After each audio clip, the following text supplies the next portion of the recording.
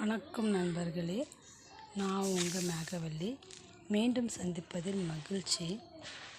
இது ஒரு garden update video தாங்க.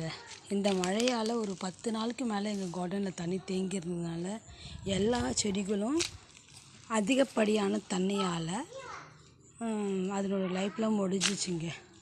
ஃபார் எக்ஸாம்பிள், இங்கேருந்து அந்த பூசணிக்காய், சுரக்காய் செடி கொடி, இந்த பவளமல்லி செடி எவ்வளோ பெருசாக இருந்ததுங்க. இந்த பவளமல்லி செடியில் இருக்க இலையெல்லாம் தானாகவே பழுத்துருச்சுங்க. ஒரு மாதிரி கருகுனா மாதிரி ஆயிடுச்சு, ஓவர் டோசேஜ் ஆஃப் தண்ணியால்.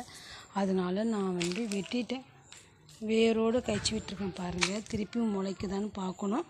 அதர்வைஸ் திருப்பி புது செடி தான் வைக்கணும்.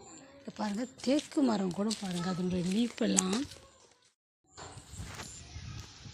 தேக்கு மரத்தோட இலைகள்லாம் கூட இது மாதிரி தாங்க ஆயிடுச்சு. இதே மாதிரி தாங்க இது பாருங்கள், ஒரு மாதிரி ட்ரை ஆகிடுச்சு பார்த்திங்களா இலைங்கெல்லாம்.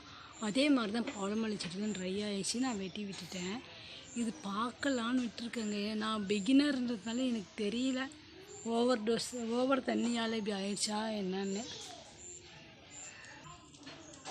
இன்றைக்கி பன்னீர் ரோஸ் பூத்துருக்காரு. 2 ரோஸ் கிட்ட பூத்துருக்கு.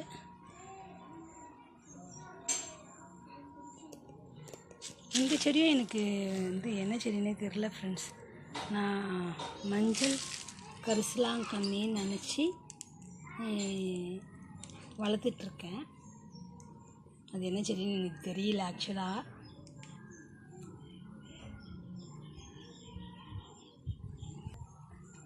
பப்பாளி மரத்தோட லீஃப்லாம் கூட பாருங்கள், எல்லோயிஷாக மாறுது பாருங்கள். அதுதான் அதிகப்படியான தண்ணியாக என்னன்னு என்னால் ஃபாலோ பண்ணிகிட்ருக்கேன். இப்போ தான் பார்க்கலாம் அப்படின்னு.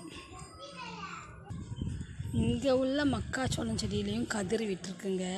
பாருங்கள், ஒரே இடத்துல 2 கதிர் வந்திருக்காங்க பாருங்கள். ஒரு கண்ணுலேயே 2 கதிர் வச்சுருக்காங்க. இதெல்லாம் ஹாப்பியாக இருக்குது.